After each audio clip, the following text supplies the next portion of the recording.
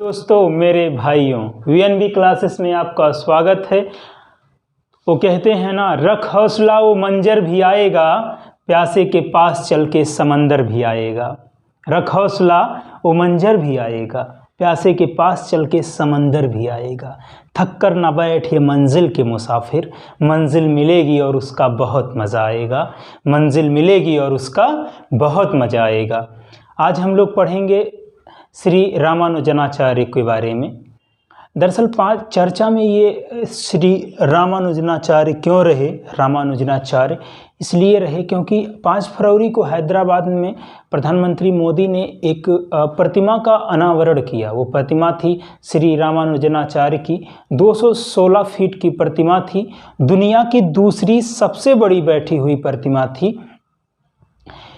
इनके बारे में हम लोग जानेंगे, कैसा इनका रहा। थोड़ा सा हम लोग लिखने से यहाँ पहले समझ लेते हैं रामानुजनाचार्य का क्या योगदान रहा। 11वीं सदी में इनका जन्म पेराबंदूर में, तमिलनाडु में 1017 में हुआ और इनका देहावसान हुआ 1037 में। 120 साल की उम्र में इनका मृत्यु हुआ।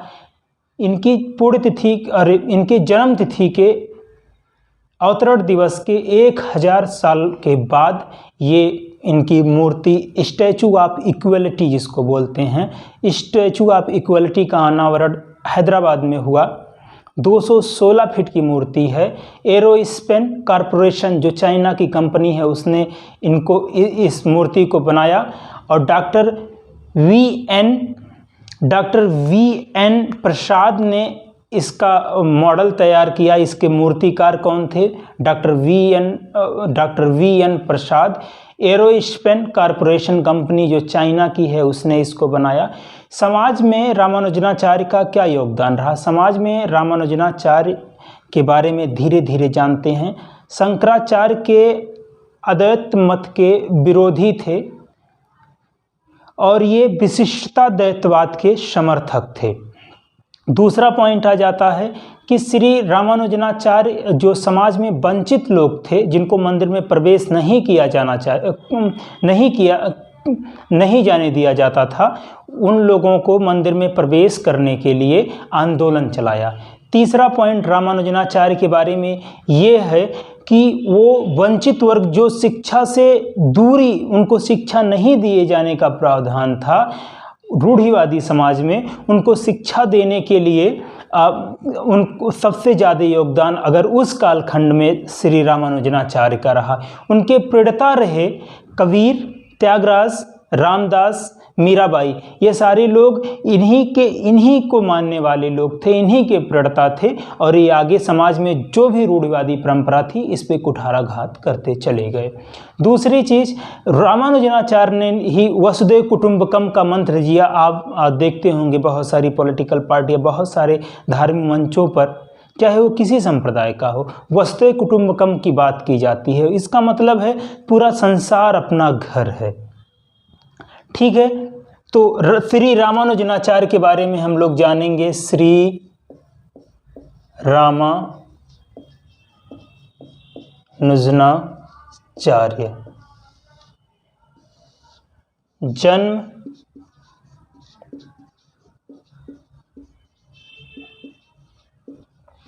पेराबंदूर, तमिलनाडु,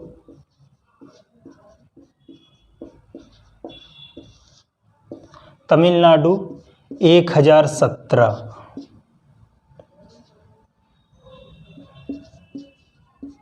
देहांत या स्वर्गवास हुआ इनका 1037 साल, यानी कि 120 साल पे इनकी मृत्यु हुई। ठीक है, चर्चा में ये क्यों आए? क्योंकि हैदराबाद में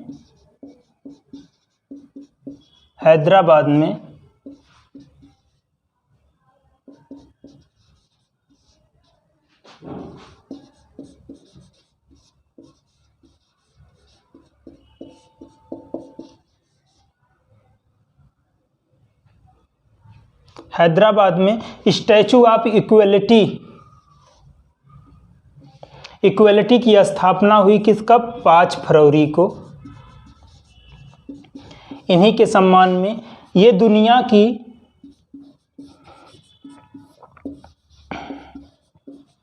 दूसरी सबसे बड़ी बैठी मूर्ति है। ठीक है, 5 फरवरी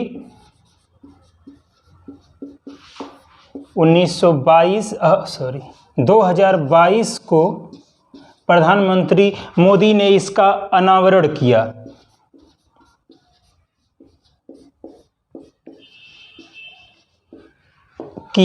और इसकी जो ऊंचाई है, मतलब इसकी जो हाइट है 216 फीट है। ठीक है, तो श्री रामानुजनाचार्य के सम्मान में एक दुनिया की दूसरी सबसे बड़ी बैठी हुई मूर्ति 216 फीट का हैदराबाद में स्थापित किया गया और इसका अनावरण कौन किया? 5 फरवरी 2022 को प्रधानमंत्री मोदी ने, पीएम ने किया। जन्म इनका पेरावंदूर तमिलनाडु में 1017 में हुआ था। देहांत इनका 1000 या स्वर्गवास इनका 1037 के पास हुआ था।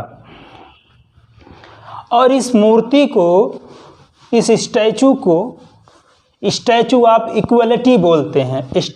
स्टैचू ऑफ लिबर्टी के बारे में जानते हैं आप लोग। स्टैचू ऑफ इक्वलिटी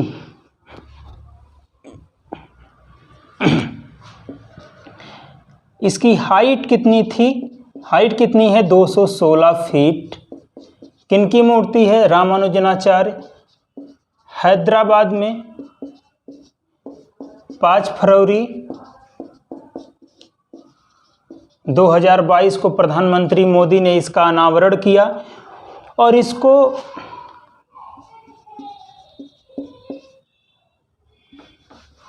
इसको चीनी कंपनी ने, इसके मूर्तिकार कौन थे?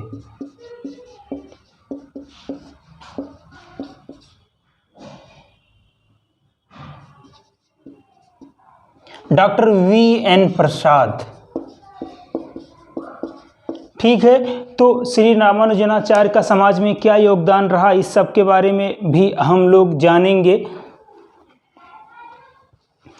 और इसका निर्माण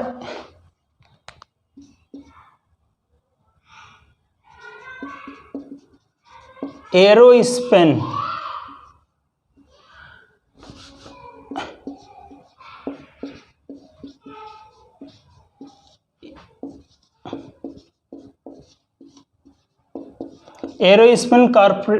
कारपोरेट कंपनी ने किया, जो चीन की कंपनी है।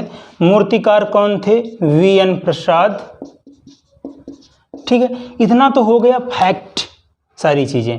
लेकिन अब इनका योगदान क्या रहा वो हम जानेंगे। योगदान, समाज में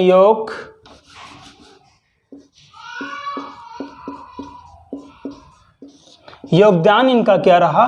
तो ये शंकराचार्य के दार्शनिक चिंतन के विरोधी थे।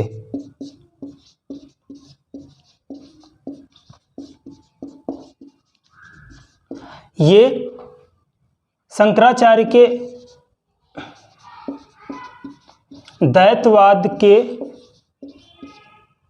दैतवाद को तथा शंकराचार्य के मायावाद को नहीं मानते थे। मायावाद को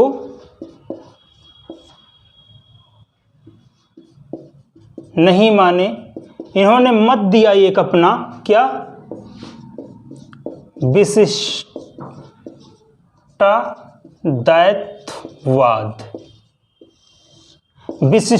दैतवाद के बारे में इन्होंने मत दिया अपना। उसके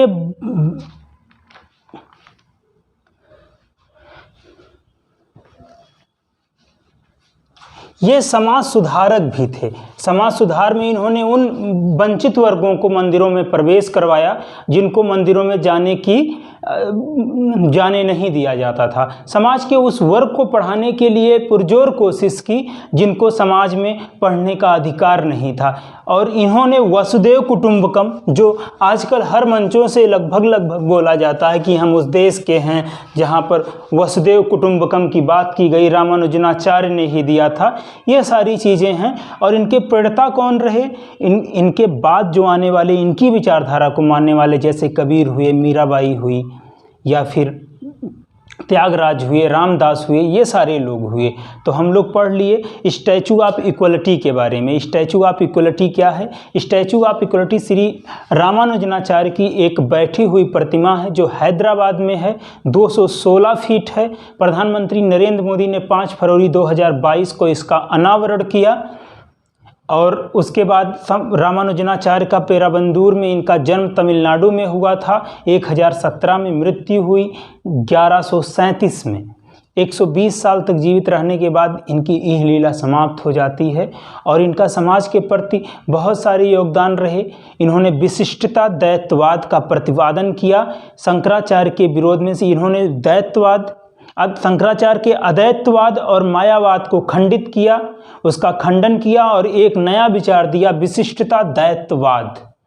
उसके बाद इन्होंने बहुत सारे काम किए, वंचितों के लिए इन्होंने सबसे ज़्यादा योगदान दिया। बहुत सारी चीज़ें हैं।